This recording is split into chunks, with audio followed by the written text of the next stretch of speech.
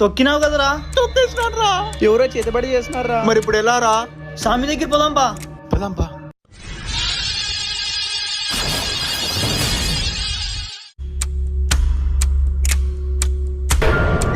ఓం లడుం లస్కో బుడుం బుస్కో.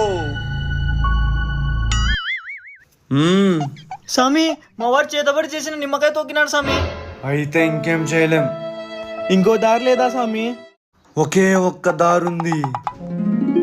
ఆ కాలు ఇక్కడ పెట్టు.